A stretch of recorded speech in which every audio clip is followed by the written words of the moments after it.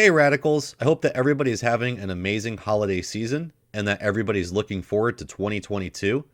I do actually have one more episode coming out before the end of this year. Hopefully that goes up tomorrow or Friday. But before we get to that, I wanted to let everybody know about something that's been happening with YouTube. As many longtime viewers and listeners know, I've actually been having trouble with YouTube for quite some time. There was actually a 10-month period where my channel was completely demonetized, meaning that 100% of the videos that I put up, I got no revenue from, which really wasn't that big of a deal, honestly, because I really still have not made much money from YouTube whatsoever.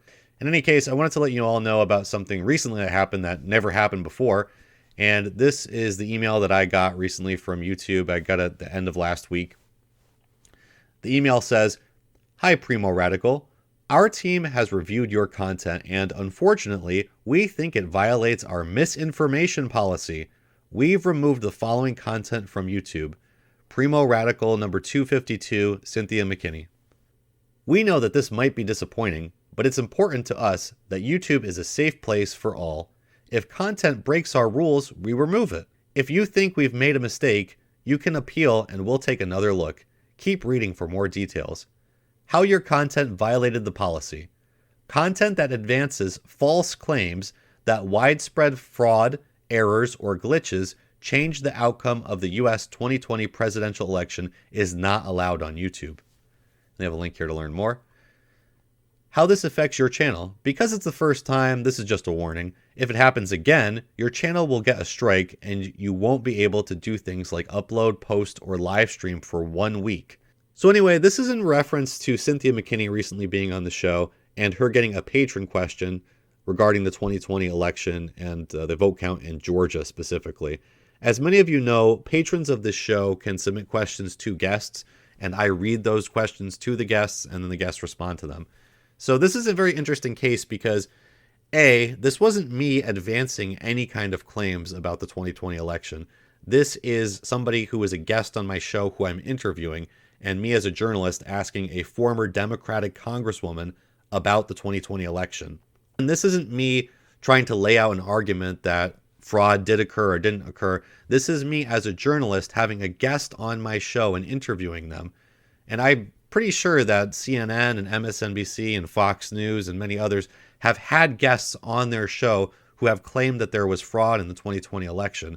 So I don't understand how me having a guest on my show talking about this is any different than a corporate media network having a guest on their show and talking about this. But furthermore, this wasn't even me asking the question. This was a patron submitting a question to Cynthia McKinney. This would be akin to a call-in show like you see on C-SPAN, where a caller asks a question to a journalist or a politician and them answering it. So again, this was not me in any way advocating on behalf of any kind of viewpoint or making any kind of argument about the 2020 election. This was me having a guest on my show who was asked a patron question about it and then her responding. So because of that, I submitted an appeal explaining that as a journalist, I'm going to have guests on my show who say things that I may or may not agree with. And the role of journalists is to ask politicians and media figures about what their thoughts are on these issues and getting their response so that the viewer can evaluate it and make up their own mind about it. So you can see here, I got this email at Thursday, December 23rd at 4:19 p.m. Then at Thursday, December 23rd at 5:18 p.m., that's less than an hour later. And keep in mind, this is me reading this email, submitting an appeal, explaining my appeal, and then getting this back pretty much instantly. It says, "Hi, Primo Radical. We have reviewed your appeal for the following content. Primo Radical number 252, Cynthia McKinney. We reviewed your content carefully and have confirmed that it violates our misinformation policy. We know this is probably disappointing news, but it's our job to make sure that YouTube is a safe place for all." And then again, it tells me that it's pretty much just a warning for now. But what this is effectively telling me is that I'm not going to be able to have this show on YouTube for much longer. So here's the back end of YouTube to show you what's been going on with my channel so far this year. As many of you know, I came back from hiatus on June 7th, and that was the first video I did there, Nick Brana. And I've gotten 724,000 views so far this year. I've only made $3,000 off of this. So again, I really do not make money off of YouTube content. Again, this is why I really appreciate the patrons out there who go to patreon.com/Primo Radical and support the show for only $1 a month. Again, you get to submit questions to guests, even though that that kind of bit me in the butt here. But anyway, I just wanted to show you what has been happening with my channel this year. So I came back from this hiatus, started uploading these videos, started getting more and more views. I had Jimmy Dore on the 4th of July. That led to a big spike. Saw a lot of different views here through the first few weeks of July. And then seemingly around the last week of July, just things started dying down again. So, I'm uploading these other videos. I had Glenn Greenwald on August 8th.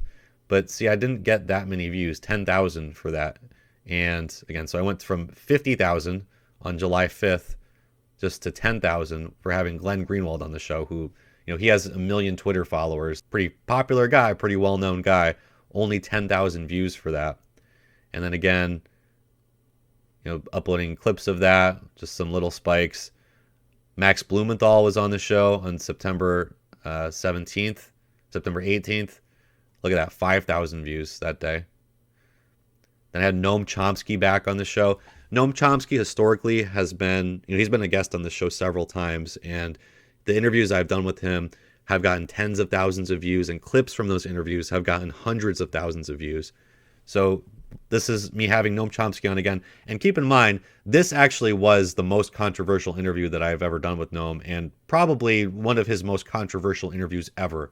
There were tons of different influencers out there talking about this interview, posting clips of it, giving their own takes on it, which got tens of thousands or over 100,000 views. There were Yahoo News articles written about this interview that I did with Noam Chomsky that was released on the 23rd. And look at that. On that day when I released it, only 2,700. Then on that Monday, I got 7,300 uploading clips from it. And a couple of these clips got hardly any views whatsoever.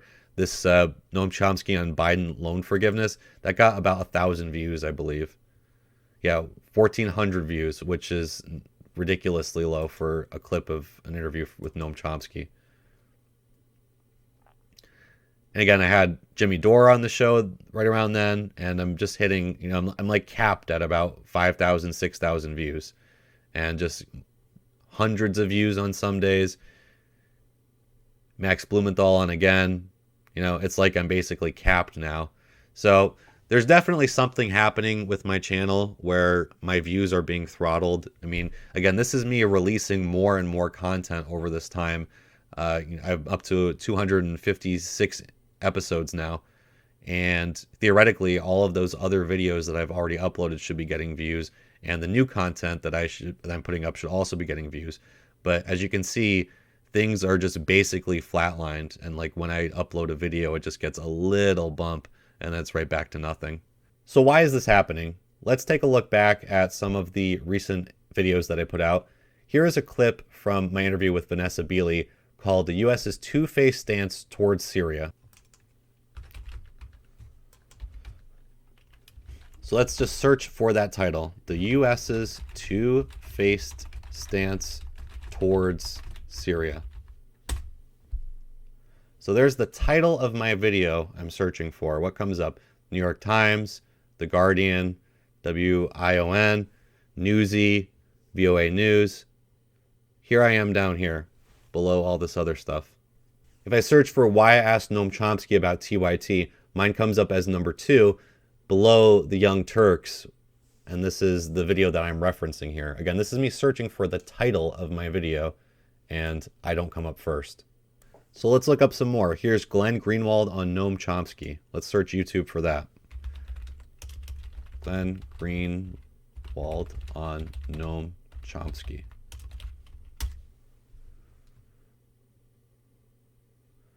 Glenn Greenwald and Noam Chomsky discuss Edward Snowden. Noam Chomsky and Glenn Greenwald in conversation. Again, the title of my video, and I'm coming in number 5. And here we can also see what's happening. So again, earlier this year, I was getting a lot of views from non-subscribed people. So tons of views here, and then that dropped off, where now recently my subscribed views are either a little bit less than, or even in some cases more. And especially recently, look at this, the subscribers, the subscribed views recently are more. The last time it was really above was when Noam Chomsky was on. So as you can see, this is basically YouTube just deciding to kill my channel. So effectively, at this point, I know that my days on YouTube are numbered. I don't know if it's going to be a month, a year, 2 years, but this clearly is showing me that there is no path forward on YouTube, which is unfortunate because YouTube is really where I started out. I've been doing this show for over 6 years now, about 6.5 years almost. I've built a decent audience, probably less than it should be considering all the huge guests that I've had on over the years and just the timeliness of a lot of the subjects that I've covered. But unfortunately now I really think it's evident that I need to get on some other channel, especially because I'm really not being allowed to do journalism. If I'm going to be held accountable for what my guests are saying, that means I really can't interview people and I can't give them patron questions because I don't know how somebody's going to respond to something. They could say anything in the world. So am I supposed to be editing that out after the fact? If I have a live stream, what do I do then? Am I supposed to shout over somebody to stop them from saying something? I mean, this is just ridiculous that YouTube thinks that you are so incompetent that you cannot hear a perspective that would violate the safe space of YouTube. So again, folks, I would really appreciate it if you could go to patreon.com/Primo Radical to help support this show. Again, as you can see, I make very little money off of the ad revenue from YouTube. And as many of you know, I recently left my job, so don't have many sources of income. So if you could please go to patreon.com/Primo Radical, just become a patron for $1 a month. That would really help me out. Also, please let me know in the comments below where you think I should be posting my content moving forward. Should I be on Rumble, on Rockfin, on BitChute? Previously, I was posting on Minds.com. I don't know if any of you folks still use that. I know there's other places out there like Odyssey, and I also know that I could be streaming as well on something like Twitch, which actually is owned by Amazon. And that's actually another question I had about Rumble also, because I believe that's owned by Peter Thiel. So please let me know your thoughts. Where do you think I should be posting my content? Where's the best place for me to monetize that content so that I can get some revenue? Again, I'm not working full time right now, so I really do need another source of revenue.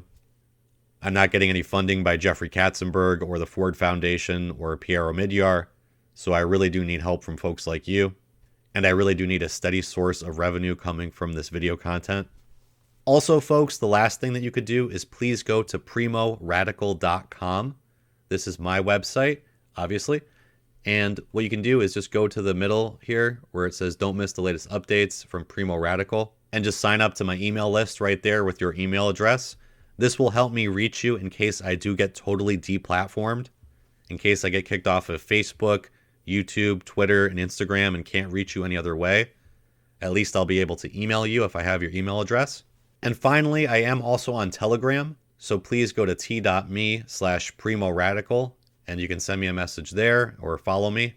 And again, I think that it's going to be clear that pretty soon a lot of folks are going to be getting kicked off of YouTube and Facebook and Twitter. I think that another big purge is coming. I think that it is possible that we are going to see a backlash against people who are spreading quote-unquote COVID misinformation. Also, with the 2022 election and 2024 election, we know that there's just going to be exponentially more censorship as there is every single time. And we're going to see smaller channels and medium-sized channels like mine and larger channels as well, I think, getting deplatformed. So again, folks, please let me know in the comments what you think I should do. What should my exit strategy be?